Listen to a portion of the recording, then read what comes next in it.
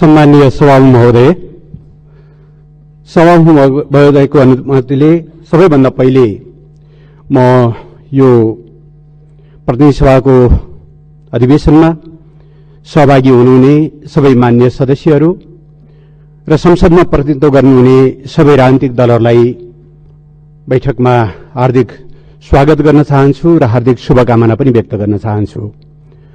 सभामुख महोदय, हाम्रो संसदीय अभ्यासमा वर्षमा 2वटा अधिवेशनहरू गर्ने गरिएको छ।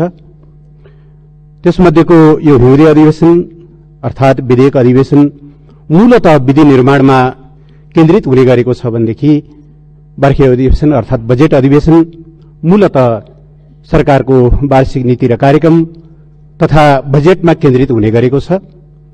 अहिलेको यो विधेयक अधिवेशन विधि निर्माणमा थप सक्रिय र सफल हुन सकोस्, केही महत्वपूर्ण विधेयकहरू लामो समयदेखि अल्झिरहेका छन्, तिनीहरूमा सहमति कायम गर्दै निष्कर्षमा पुर्याउन सफल हुन सकोस् र दलहरूको बीचमा नयाँ समझदारी निर्माण गर्दै देश र जनताका सरोकारका विषयहरूलाई सदनमा सही ढंगले प्रतिनिधित्व गर्ने अर्थमा कामयाब हुन सकोस्, म हार्दिक शुभकामना व्यक्त गर्न चाहन्छु।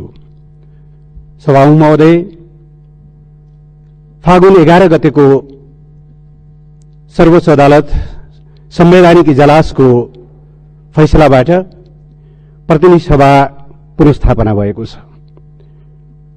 हाम्रो पार्टी र वर्तमान सरकार विधिको शासनमा विश्वास गर्छ, संविधानको सर्वोच्चतामा विश्वास गर्छ।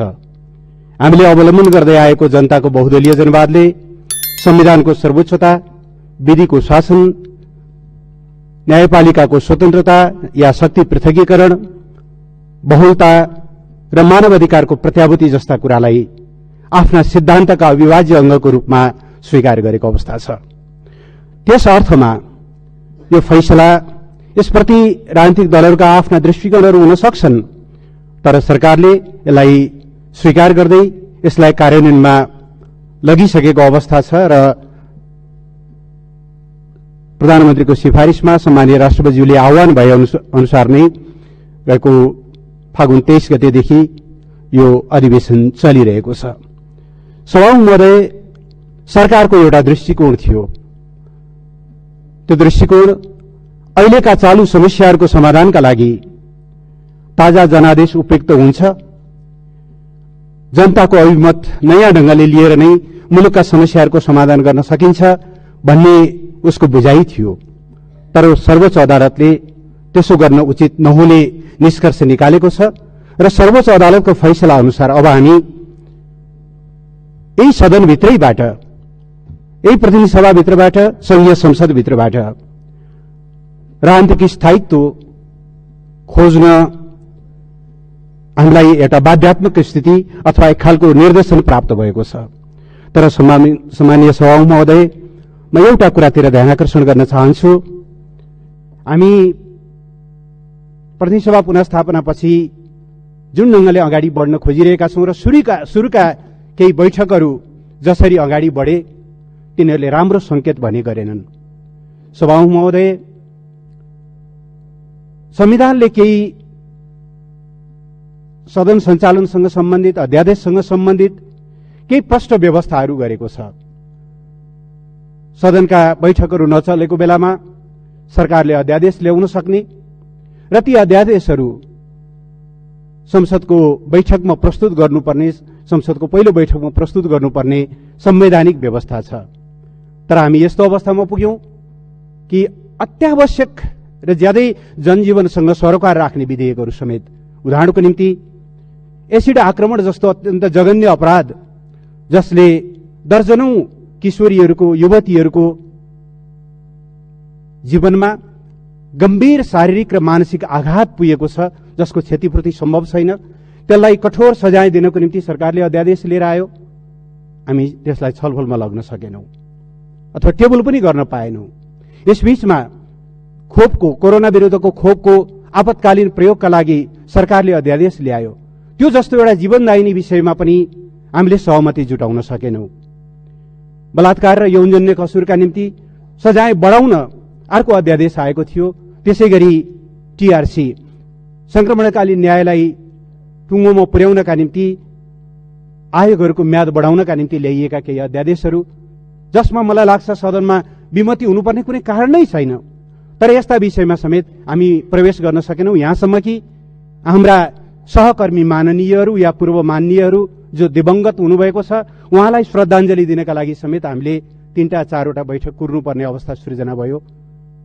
यसले सर्वोच्च अदालतले यही सदनभित्रैबाट स्थायित्व खोज, सहमति खोज भनेको त्यो आदेशसँग हाम्रा अहिलेका व्यवहारहरू कति मेल खान्छन् भन्ने बारेमा हामीले हेर्न जरुरी छ। अलिकति रिट्रोस्पेक्ट गर्न जरुरी छ, समीक्षा गर्न जरुरी छ भन्ने म ठान्दछु।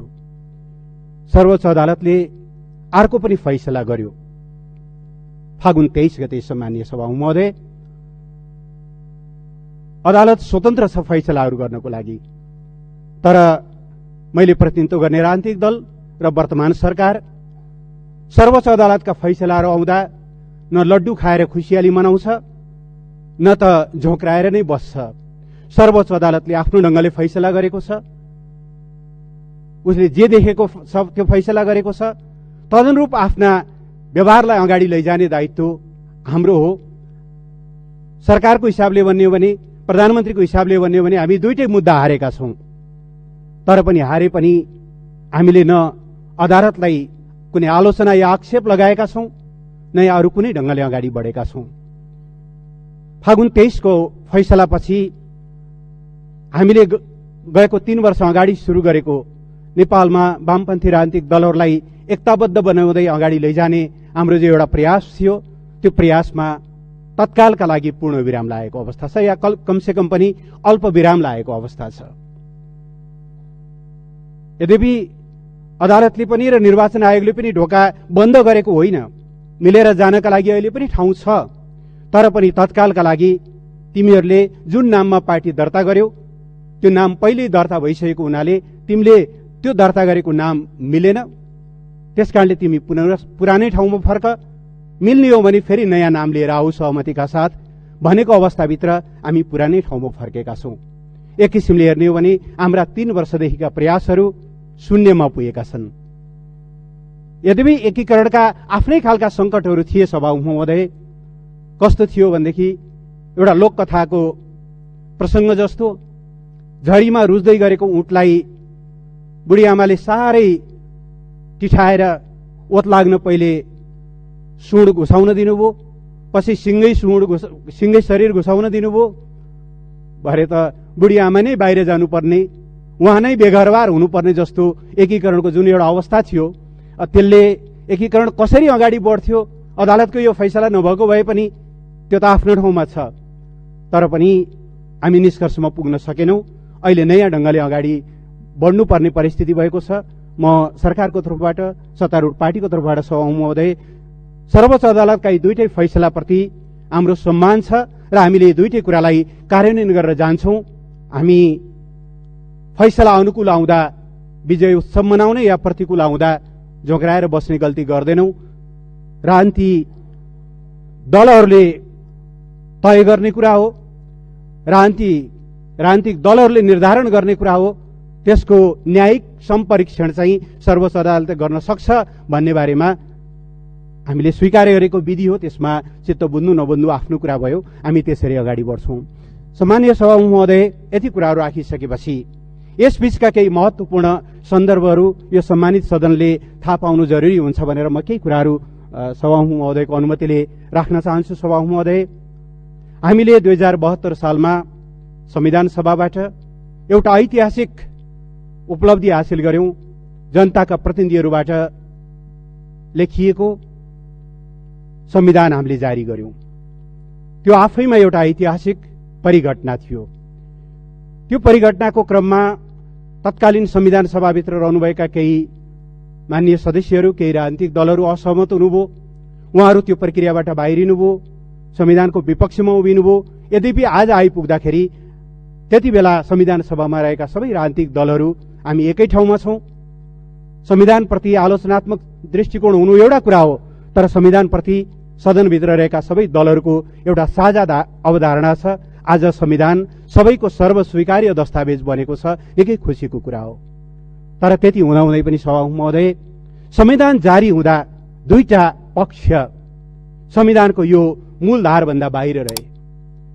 तराईमा एउटा समूहले संविधान नमान्ने मात्रै होइन, राष्ट्रिय अखण्डतालाई समेत पनि नमान्ने एउटा छुट्टै पृथकतावादी गतिविधि सञ्चालन गरिरहेको अवस्था थियो भने अर्को एउटा पक्ष फेरि पनि एकीकृत जनक्रान्तिको नाउँमा हिंसात्मक गतिविधितिर उद्यत रहेको अवस्था थियो। म सम्माननीय सभामुख महोदय मार्फत यो सम्मानित सदनलाई खुसीको कुरा बाँड्न पनि चाहन्छु, बधाई पनि दिन चाहन्छु। सबै माननीय सदस्यहरूको सद्भावले यो काम सम्पन्न भएको हो। आज नेपालको एउटा ठूलो समस्याको रूपमा संविधान जारी भइसकेपछि पनि एउटा ठूलो समस्याको रूपमा रहेको त्यो पृथकतावादलाई हामीले 2075 साल फागुनमा वार्ताको माध्यमबाट अन्त्य गर्दै राष्ट्रिय एकताको मूलधारमा त्यो समूहलाई समाहित गरेका छौं भनेदेखि अस्ति 77 साल फागुन 21 गते एकीकृत जनक्रान्तिको नाउँमा सशस्त्र संघर्षको हिंसात्मक बाटोमा हिँडिरहेको नेत्रविक्रम चन्द विप्लवले नेतृत्व गर्नुभएको नेकपा आज शान्तिपूर्ण मूल प्रवाहमा आएको छ। हामी गर्वका साथ भन्न सक्छौं सभामुख महोदय, अब नेपाल राजनीतिक हिसाबले भन्ने हो भने द्वन्द्व मुक्त भएको छ। अन्तर्विरोधहरू हुन्छन्, असहमतिहरू हुन्छन्, तर ती सबै असहमतिहरू अहिले संविधानको दायराभित्र, शान्तिपूर्ण प्रतिस्पर्धाभित्र, कानूनको दायराभित्र छन्। कानूनको दायराभित्र अन्तर्विरोधहरू हुनु, मतभिन्नताहरू हुनु त्यो लोकतन्त्रको सौन्दर्य हो। तर संविधान नमान्ने या देशको अस्तित्वलाई नै चुनौती दिने खालका प्रवृत्तिहरूलाई समाप्त पार्दै आज सिङ्गो राष्ट्रलाई एक ठाउँमा ल्याउन हामी सफल भएका छौं। म यसका निम्ति सबै मान्य सदस्यज्यूहरूलाई, यसमा भूमिका खेल्ने सबैलाई बधाई पनि दिन चाहन्छु। मलाई लाग्छ यो धेरै ठूलो उपलब्धि हो सभामुख महोदय। सँगसँगै यसबीचमा थुप्रै महत्वपूर्ण उपलब्धिहरू देशले हासिल गरेको छ। हुन त हामी कहाँ सकारात्मक कुराहरू सुन्न या देख्नै नचाहने एउटा प्रवृत्ति पनि छ। निश्चित व्यक्तिको प्रधानमन्त्री बन्ने सपना पूरा भएन भने त्यसैलाई प्रतिगमन भनेर व्याख्या गर्ने त्यो खालको नयाँ भाष्य पनि हामी कहाँ छ। तर नेपाली जनताका निम्ति सबभन्दा ठूलो अग्रगमन देशले हासिल गर्दै गरेका सफलता हुन् भन्ने मलाई लाग्छ। सभामुख महोदय, यस सन्दर्भमा म खुशी व्यक्त गर्न चाहन्छु। हालसालै संयुक्त राष्ट्र संघको कमिटी फर डेभलपमेन्ट पोलिसी सीडीपीले नेपाललाई अल्प विकसित अवस्थाबाट विकासशील राष्ट्रको दर्जामा स्तरोन्नत गर्नको निम्ति त्यो ग्रेजुएसनको लागि सिफारिस गरेको छ। बंगलादेश र लाओ पीडीआर सँगै नेपाल त्यसमा योग एलिजिबल भएको छ र अब अगस्त सेप्टेम्बरमा बस्ने इकोसोकको बैठकले त्यसलाई पारित गरिसकेपछि नेपालको निधारमा लागेको अल्प विकसित भन्ने त्यो कलंक हट्नेछ। नेपालका लागि एउटा ठूलो उपलब्धिको विषय हो भन्ने म ठान्दछु सभामुख महोदय। त्यस्तै यसबीचमा सभामुख महोदय, देशले अरू कतिपय सन्दर्भहरूमा पनि प्रगति गरेको छ। उदाहरणको निम्ति काठमाडौँका जनताहरूले वर्षौंदेखि काकाकुल जस्तै पर्खिरहनु भएको मेलम्चीको पानी अस्ति सुन्दरी जल आइपुगेको छ र अब छिट्टै मलाई लाग्छ अर्को हप्ताबाट काठमाडौँका नागरिकहरूका धाराधारामा त्यो पानी आउनेछ। प्रदेश नम्बर 2 का 5 वटा जिल्लाको भाग्य बदल्न सक्ने मरिन सुनकोशी डाइभर्सनको काम सुरु भएको छ। त्यसले 1,82,000 भन्दा बढी जमिनलाई सिंचाई गरेर तराईलाई एउटा सुन फल्ने ठाउँ बनाउनेछ भन्ने हाम्रो विश्वास छ। एम्बुलेन्समा घण्टौं जाममा परेर बिमारीलाई अस्पताल ल्याउन नसकेर बीचमै ज्यान जानुपर्ने नागढुङ्गाको जामलाई अन्त्य गर्नको निम्ति नागढुङ्गा सुरुङको काम तीव्रताका साथ अगाडि बढिरहेको छ। अस्ति मंसिर 15 गते एकै दिन हामीले देशका 396 वटा पालिकाहरूमा न्यूनतम 5 बेडदेखि लिएर 15 बेडसम्मको आधारभूत अस्पतालको शिलान्यास गर्यौं। यससँगै हरेक पालिकाहरूमा न्यूनतम एउटा अस्पताल हुने एउटा स्थितिको सुनिश्चितता भएको छ र अघिल्लो हप्ता मात्रै सम्माननीय प्रधानमन्त्रीज्यूले कालोपत्रे सड़क नपुगेका प्रत्येक पालिकाहरूलाई कालोपत्रे सड़कले जोड्ने गरी आउने 2 वर्षभित्रमा प्रत्येक पालिकाहरूलाई सड़क कालोपत्रे सडकले जोड्ने गरी त्यो कामको सुरुवात गर्नुभएको छ। यस बीचमा यी अत्यन्त महत्त्वपूर्ण कामहरू हामीले अगाडि बढाएका छौं। अबको करिब 1 महिनाभित्र तामाकोसीको विद्युत बल्नेछ। तामाकोसीबाट हामीले विद्युतको काम सुरुवात गर्नेछौं। यस बीचमा 400 केभी भोल्टेज क्यापेसिटीको ढल्केवर सब स्टेशनको निर्माण भएको छ। यस्ता केही महत्त्वपूर्ण विषयहरू छन् जसले गर्दा देशले एउटा नयाँ उपलब्धिहरू हासिल गर्दै गरेको अवस्था छ। सम्माननीय सभामुख महोदय, कोरोनाको महामारीले विश्व आक्रान्त भइरहेको बेला नेपालले, नेपाली जनताको सहयोगमा नेपाल सरकारले यसको कुशलतापूर्वक सामना गर्यो। संक्रमण 2,75,000 पुगे पनि हाम्रो रिकभरी रेट 98.5% भन्दा माथि छ। आजका दिनमा 1,000 भन्दा कम मात्रै सक्रिय संक्रमितहरू अस्पतालमा हुनुहुन्छ र मृत्यु दर पनि 1% को हाराहारीमा मात्रै छ। म नेपाली जनतालाई धन्यवाद दिन चाहन्छु। स्वास्थ्य प्रोटोकललाई पालना गरिदिएर आफूलाई धेरै कठिन पर्दा पर्दै पनि उहाँहरूले जुन ढङ्गले साथ दिनुभयो, नेपालले कोभिडको विरुद्धको लडाईँमा एउटा नयाँ दृष्टान्त स्थापित गर्न सकेको छ। यसबीचमा हामीले कोभिड भ्याक्सिन लगाउन सुरु गर्यौं माघ 14 गतेदेखि। सभामुख महोदय, यो कुरा सुनाउँदा मलाई खुसी लागेको छ कि संसारका 60 वटा अग्रपंक्तिका मुलुकमध्ये नेपाल पनि थियो जसले सुरुमै कोभिड भ्याक्सिन सुरु गर्न सक्यो र हिजोका दिनसम्म हामीले फ्रन्ट लाइनका स्वास्थ्यकर्मी, सुरक्षाकर्मी र 65 वर्ष माथिका ज्येष्ठ नागरिकहरू गरेर करिब 17 लाखलाई हामीले कोभिड भ्याक्सिन दिन सफल भएका छौं। अब अर्को चरण सुरु हुनेछ र सरकारले मित्रराष्ट्र भारतप्रति हामी आभारी छौं जसले 10 लाख हामीलाई अनुदानमा दियो। हामीले 20 लाख त्यहाँबाट खरिद गरेका छौं। अरु थप खरिद गर्ने प्रक्रियामा छौं। मित्रराष्ट्र चीनप्रति हामी आभारी छौं जसले 8 लाख डोज हामीलाई उपलब्ध गराएको छ र संयुक्त राष्ट्र संघको कोभ्याक्स सुविधा अन्तर्गत नेपालले 20% पपुलेसनलाई पाउने गरी कोभिड भ्याक्सिनको सुनिश्चितता गरेको छ। यी सबै कुराहरूको माध्यमबाट हामी कोभिडको विरुद्ध पनि एउटा महत्त्वपूर्ण सफलता हामीले प्राप्त गर्ने दिशामा अगाडि बढिरहेका छौं। यद्यपि खोप सुरु भए पनि अझै पनि महामारीको जोखिम टरि नसकेको दोस्रो तेस्रो वेभको खतरा रहिरहेको हुनाले सबैलाई आवश्यक स्वास्थ्य प्रोटोकल पालना गर्नका निम्ति पनि म आग्रह गर्न चाहन्छु। सभामुख महोदय, यस बीचमा मुलुकको बाह्य सम्बन्धमा पनि हामीले महत्त्वपूर्ण सफलताहरू प्राप्त गरेका छौं। नेपाल संयुक्त राष्ट्र संघको सुरक्षा परिषदमा र संयुक्त राष्ट्र संघको महिलामाथि हुने विभेद विरुद्धको जुन समिति छ सिडक कमिटीमा दोस्रो चोटि शानदार मतका साथ विजयी भएको छ अस्ति अक्टोबर र नोभेम्बरमा भएको निर्वाचनमा। र यसबीचमा मित्र राष्ट्र भारतसँग हामीले जुन सीमा समस्या थियो, यो सीमा समस्याको बारेमा यी सम्मानित सदनमा बेलामा मौकामा गुनासाहरू उठ्ने गर्थे। कतै प्रधानमन्त्रीले अलिक कडा कुरा गर्दा सम्बन्ध बिग्रिया हो कि, कतै सरकारले ठिक ढंगले यो डिल गर्न नसक्या हो कि, तर ती सबै कुराहरू भ्रम थिए। सभामुख महोदय, यसबीचमा हामीले नेपालको कालापानी, लिपुलेक र लिम्पियाधुराको एजेन्डालाई नेपाल भारत संयुक्त आयोगको बैठक 6औं बैठक जो गएको माघ 2 गते दिल्लीमा सम्पन्न भएको थियो, त्यहाँ औपचारिक रूपमा हामीले टेबलमा एजेन्डा बनाएका छौं र यसले पुष्टि गरेको छ आफ्ना राष्ट्रिय हितका कुराहरू गर्दा कुनै देशसँग पनि सम्बन्ध बिग्रिदैन। बरु समस्यालाई गुन्द्रीमुनि लुकाउँदा, समस्यालाई झस्केलाबाट बाहिर छिराउनु खोज्दा समस्या बिग्रिने हो।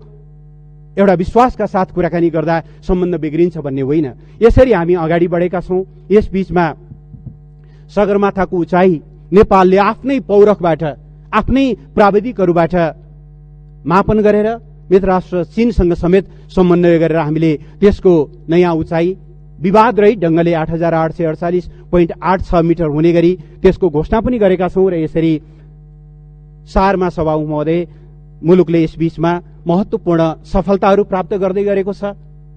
सभामुख महोदय, बीचमा एउटा शब्द साह्रै धेरै चर्चामा आयो, प्रतिगमन। मैले अघि पनि भने प्रतिगमनको परिभाषा कस्तो भयो भने निश्चित व्यक्ति पदमा पुग्न पाउँदा अग्रगमन हुने, पदमा पुग्न नपाउँदा प्रतिगमन हुने। तर हाम्रा निम्ति सभामुख महोदय, काठमाडौँका काकाकुल जस्तो परेका जनताले पानी खान पाउनु भन्दा ठूलो अग्रगमन अरु केही पनि हुन सक्दैन। सभामुख महोदय, तराईका बन्जर जमिनमा सिंचाई दिनु भन्दा ठूलो अग्रगमन अरु केही पनि हुन सक्दैन। सभामुख महोदय, कोभिड भ्याक्सिनको विरुद्ध संसारका अग्रपंक्तिमा रहेर हामीले चाहिँ त्यो भ्याक्सिन उपलब्ध गराउन सक्यौं र एकजना पनि नागरिकको जीवन बचाउन सक्यौं भने त्योभन्दा अग्रगमन अरू केही पनि हुन सक्दैन सभामुख महोदय। त्यसबाट हामी चाहन्छौं यो सदन यस्तै खालका अग्रगामी एजेन्डामा केन्द्रित होस्। व्यक्तिका अतृप्त आकांक्षाहरूमा घुमेर हामीले यो मूल्यवान समयलाई खेर फाल्नु हुँदैन भन्ने आग्रह गर्न चाहन्छु। यति कुरा राखेर अब मैले चाहिँ परराष्ट्र मन्त्रीको हैसियतले एउटा जानकारी गराउनु पर्नेछ सभामुख महोदय। यो सदनलाई बंगलादेशका महामहिम राष्ट्रपति मोहम्मद अब्दुल हमीदको मैत्रीपूर्ण निमन्त्रणामा यही 9 र 10 गते अर्थात् मार्च 22 र 23 मा सम्माननीय राष्ट्रपतिज्यूले बंगलादेशको औपचारिक राजकीय भ्रमण गर्दै हुनुहुन्छ सभामुख महोदय। त्यस क्रममा उहाँले बंगबन्धु शेख मुजिबुर रहमानको जन्म शतवार्षिकीको एउटा विशेष कार्यक्रमलाई सम्बोधन गर्ने कार्यक्रम छ। त्यहाँका सम्माननीय राष्ट्रपतिज्यू, प्रधानमन्त्रीज्यू र परराष्ट्र मन्त्रीज्यूसँग भेटघाट गर्ने कार्यक्रमहरू छ। उहाँहरूले शिष्टाचार भेटघाट गर्ने र सम्माननीय राष्ट्रपतिज्यूसँग द्विपक्षीय बैठक गर्ने कार्यक्रम छ र सँगसँगै केही महत्वपूर्ण सहमतिहरूमा पनि हामी निष्कर्षमा पुग्ने अपेक्षा गरेका छौं। बंगलादेशले हामीलाई एउटा नयाँ ट्रान्जिट रूट दिने पनि सम्भावना रहेको छ र सांस्कृतिक आदान प्रदान र पर्यटनको विकास लगायतका विभिन्न महत्वपूर्ण प्रश्नहरूमा हामी एउटा महत्वपूर्ण उपलब्धि हासिल गर्नेछौं भन्ने पनि मैले अपेक्षा गरेको छु। यो महत्वपूर्ण भ्रमणको जानकारी समेत सम्मानित सदनलाई दिँदै म अन्त्यमा सम्मानीय सभामुख महोदय मार्फत सबै मान्यजीहरू र संसदमा प्रतिनिधित्व गर्ने सबै राजनीतिक दलहरूलाई फेरि एकचोटि सम्मानित सर्वोच्च अदालतले हामीलाई 5 वर्ष प्रतिनिधि सभाको कार्यकाल सामान्यतया खण्डित हुँदैन, तिमीले राजनीतिक स्थिरता त्यही भित्रबाट खोज भनेर आदेश दिएको सन्दर्भमा दलहरूको बीचमा नयाँ ढंगको समझदारी विकास गरेर लैजानुपर्ने जरुरी देखिएको छ। त्यो समझदारी विकासका लागि सरकार र मेरो राजनीतिक दल पूर्ण रूपले सहयोगी रहने, पूर्ण रूपले त्यसमा रचनात्मक भूमिका खेल्ने विश्वास दिलाउँदै यो समय उपलब्ध गराइदिनु भएकोमा सभामुख महोदयप्रति आभार व्यक्त गर्दै बिदा हुन चाहन्छु। धन्यवाद, नमस्कार।